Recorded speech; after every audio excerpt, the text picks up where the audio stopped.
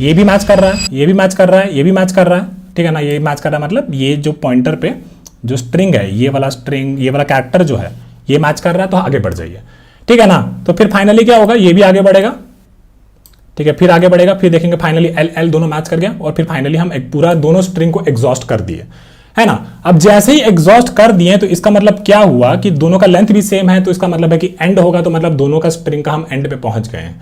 अब इस केस में हम बोलेंगे कि अगर हम पहुंच गए एंड में तो मतलब हाँ पैलिंड्रोम बन गया है, ठीक है ना। तो अब एक एग्जांपल समझ में आ गया, तो चलिए इसको जल्दी से कोड करते हैं, ठीक है ना।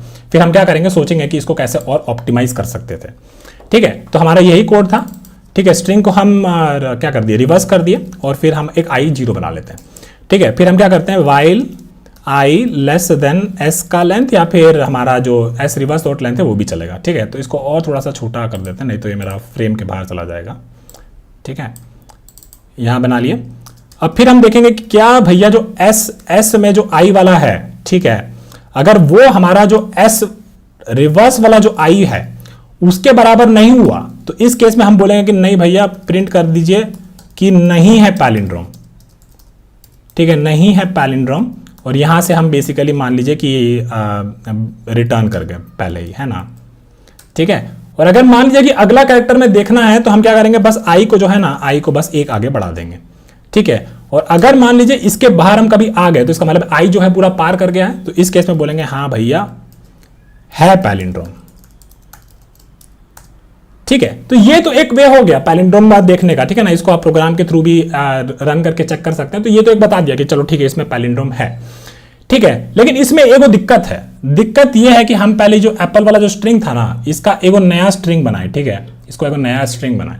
तो हुआ क्या कि जो एस जो था ना वो बेसिकली एगो स्ट्रिंग एप्पल को पॉइंट कर रहा था, APPLE, और जो एस जो रिवर्स था ना ये बेसिकली पॉइंट कर रहा था किसको, ये पॉइंट कर रहा था ELPPA को। तो हम क्या किए, हम यहां पे एक्स्ट्रा स्पेस यूज किए। कितना स्पेस किया, जितना हमारा स्ट्रिंग का साइज था। अगर स्ट्रिंग का साइज n था तो मेरा जो स्पेस कॉम्प्लेक्सिटी का जो है ना, यहाँ पे स्पेस कॉम्प्लेक्सिटी भी मेरा लीनियर हो जाएगा। टाइम कॉम्प्लेक्सिटी यहाँ पे लीनियर ही, जो कि बहुत बढ़िया बात है ना। टाइम कॉम्प्लेक्सिटी यहाँ पे हमारा कितना रहा, लीनियर ही रहा, ठीक है। टाइम कॉम्प्लेक्सिटी हमारा लीनियर ही रहा क्योंकि हमने बस एक ही लीनियर वे में इसे कर दिया। लेकिन स्पेस कॉम्प्लेक्सिटी जो है वो हमको थोड़ा जचा नहीं, तो हम सोच रहे हैं कि कैसे और क्या तरीका हो सकता है, ठीक है। तो देखिए इस चीज को हम अब समझाते हैं इसका ऑप्टिमाइजेशन वाला तरीका से, ठीक है। 2 पॉइंटर से इसको कैसे कर सकते थे।